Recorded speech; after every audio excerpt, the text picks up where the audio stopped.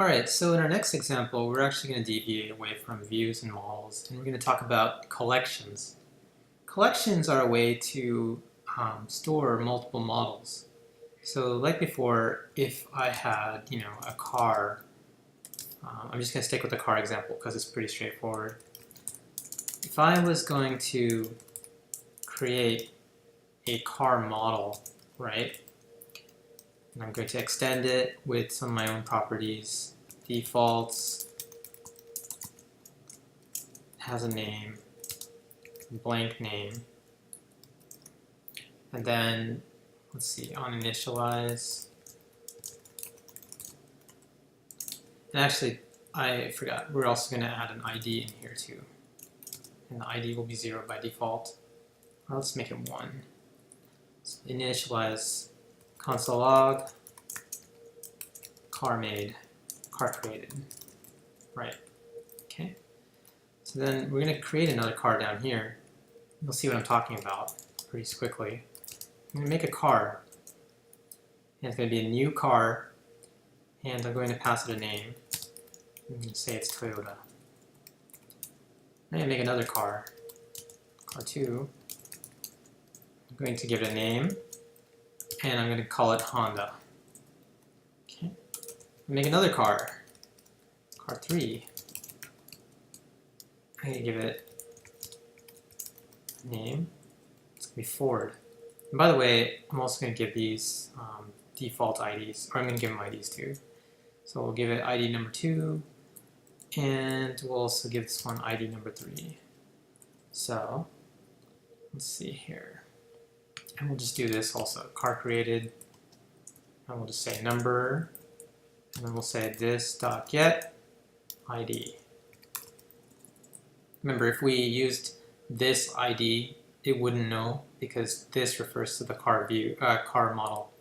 So to get this ID, we need to have this method, convenience method, which allows us to go to our defaults and check it out. So let's run that. Car created number 1, car created number 2, car created number 3. Imagine if we had tons and tons of cars, like 100. It would get obscene. You'd have like tons and tons and tons of cars here. How the heck do you manage all of them? Well, you need some kind of like collection, right? Something to hold them all in one place. We can do that in Backbone by just creating a collection. So we'll just call one called cars. Actually, maybe we'll make it more meaningful, car collection. And we're going to use backbone.collection.extend. And again, like all the other Backbone methods, we have a special property called model. And it's going to take our car. That way, it's going to store all of these things. And the way we can call it is we can say cars equals to new car collection. And we'll pass it in an array this time. Car 1, car 2, and car 3. Pretty cool. Let's clear this console out.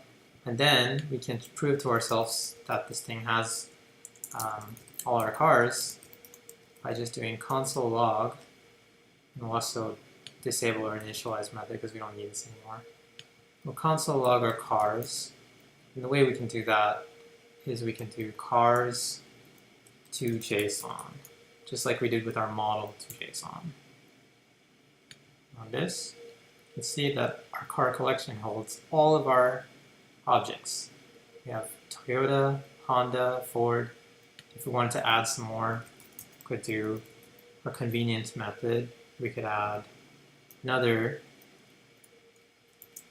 car. So let's see here. Actually, I'll just do this. Make another one here. And we'll just call this car 4. We'll say howdy. This one has an ID of 4. And then we'll just say car 4.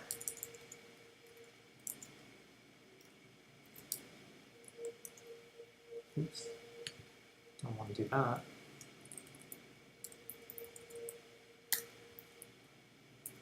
Now we'll console log our cars again so we can check them out. And there it is, boom, Audi's been added. We can remove cars. We can do that with remove car 3.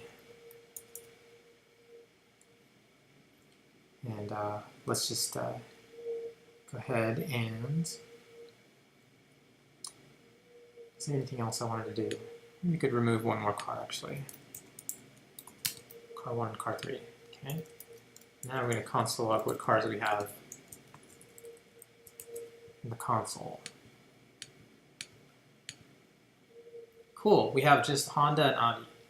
See how nice this is? Instead of like having to go in here and like change stuff and manage multiple cars on the page, want to manage multiple objects, we can just do it within our car collection. It's very, very nice. A collection is very powerful in Backbone, and a lot of times too, if you have multiple pieces of data, imagine this being a long JSON object of just data. It could be like tons of blog posts, tons of IDs. It could be one thing about working in Backbone versus MySQL and a PHP setup, a traditional LAMP, is in PHP you use databases that give you back SQL statements, which you then have to convert with PHP into arrays. And then, of course, you convert that array into a JSON object or an XML object, and then you finally use PHP to show all of that stuff on a page.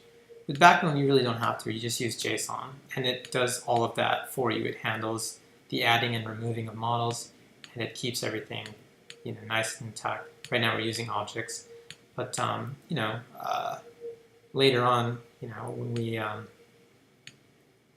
we're actually later on, like when we do like heavy development, we have like tons and tons of posts and tons of stuff that relates to data as opposed to a table of data. This can come in very handy. So if like I wanted to build something that was like a flashcard website, I could store all my flashcards in this JSON object and then save it somewhere, maybe like in my local storage, and then pull it out later when I come back to the page. And that's really nice. So the long and short of it is that these collections are really great at managing multiple models, so you don't have to.